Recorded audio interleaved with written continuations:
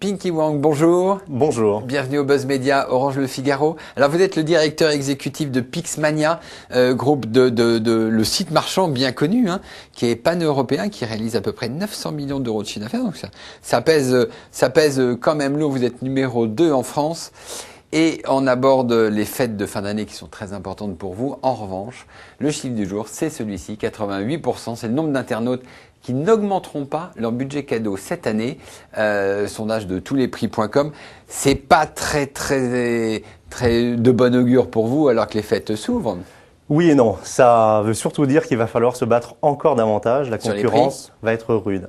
Pas que sur les prix. Je pense que nous, en quelques chiffres, on va faire à peu près 30%. On attend 30% de plus en nombre de commandes cette année. Sur le mois de décembre, ça va faire.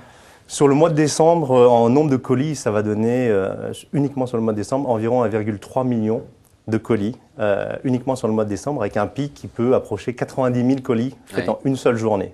Donc c'est beaucoup. C'est énorme. Ouais. C'est énorme. Donc il ne faut pas se rater sur le mois de décembre. C'est ça que ça veut dire, surtout. La période de Noël, ça fait combien de votre chiffre d'affaires annuel ? Un peu plus de 20%. On va dire que sur les 4 mois entre octobre et janvier, ça va représenter quasiment 45% du chiffre total de l'année. Donc il ne faut vraiment pas se rater. Alors vous êtes présent, c'est ce que je l'ai dit, pratiquement dans tous les pays européens. Vous attendez là sur cette période de Noël 35 millions de visiteurs uniques sur vos sites.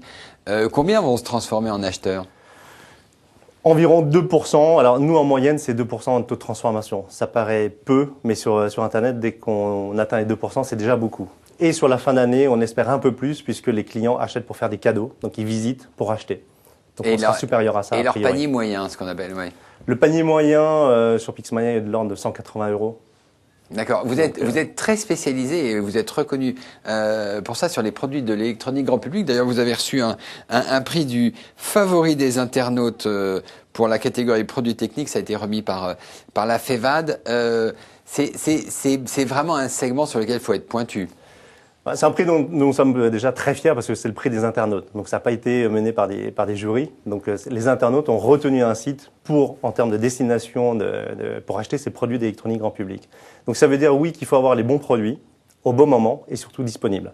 Et sur le mois de décembre, c'est plus qu'essentiel. Et alors, pour se distinguer par rapport à tous vos concurrents, parce que sur le marché français, il y a quand même Cdiscount, il y a Rue du Commerce, il y a Price Minister, il y a vous-même.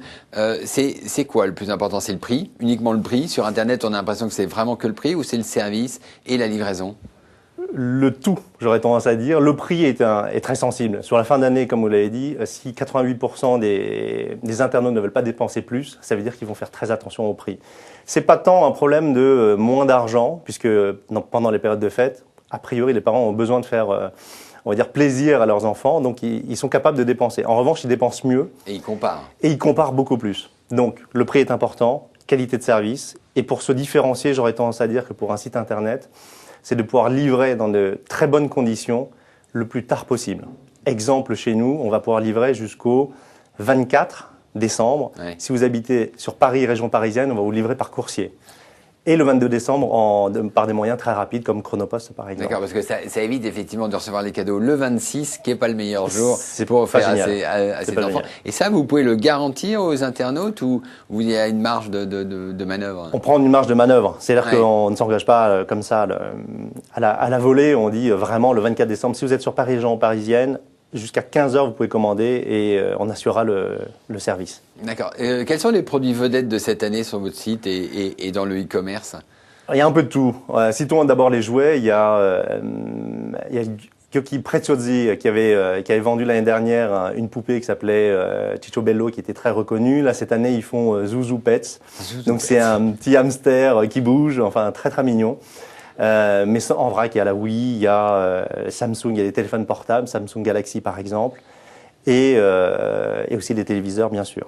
D'accord. Alors en France, le secteur du e-commerce se porte bien. Ça fait une dizaine d'années. Il y a toujours les mêmes acteurs. Je vous avais parlé donc Pixmania, Rue du Commerce, Cdiscount, Price Minister. Ça fait 10 ans qu'on dit que le secteur doit se concentrer et on ne le voit pas. Vous pouvez rester seul ? Nous, on n'est plus vraiment seuls. Alors, ça s'est concentré quand même, parce que nous appartenons à un groupe qui s'appelle Dixons Retail maintenant, depuis 2006, qui est un groupe anglais qui est très reconnu en Angleterre, qui est l'équivalent de la Fnac et Darty. Donc, on n'est plus seuls. On appartient à 77% à Dixons et ça nous aide effectivement à Le Price grandir. Minister a été vendu à Rakuten. Ouais, voilà. Donc, oui, la concentration existe et on le voit de plus en plus. Notamment sur l'électronique grand public où on va dire que le besoin de fonds de roulement est très très élevé. D'accord. Et alors on voit là Google débarque sur le commerce électronique et ça doit pas vous faire plaisir. Ils sont en train de racheter l'américain Groupon, c'est comme ça que ça s'appelle, avec une idée très bonne, c'est achat groupé. Vous pouvez vous en inspirer? Oui, tout le monde peut s'en inspirer. Je pense qu'il y a des niches. Pour rappeler, pour les éditeurs, Groupon, c'est juste une idée formidable. On se dit là tous les jours avec Steve et Jean-Émile, les fondateurs de Pixmer, comment ça se fait qu'on n'a pas eu cette idée? Oui. Et c'est vrai qu'on n'a pas eu cette idée. Et quelle est cette idée formidable? Cette idée formidable, ils partent du principe où ils disent, pour des marchands, combien est-ce que vous devriez payer le coût d'acquisition du client? Et ils disent par exemple, si c'est 25 €, finalement 25 €, vous pouvez le donner à votre client.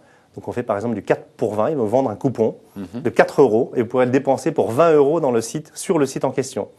Et donc ça draine un trafic qui est juste monstrueux. D'accord. Et ils font des opérations comme ça tous les jours. Je suis assez émerveillé. Et si Google rachète effectivement Groupon, est-ce que c'est un danger pour le secteur? Non, on ne peut pas dire que ce soit un danger. On va dire que ça va certainement concentrer le marché. Donc je pense qu'il y aura des offres à côté en dehors de Groupon Google. D'accord. Et peut-être une offre de vous-même. Pinky Wang, je vous remercie et nous nous retrouvons demain avec un nouvel invité. Merci. Merci.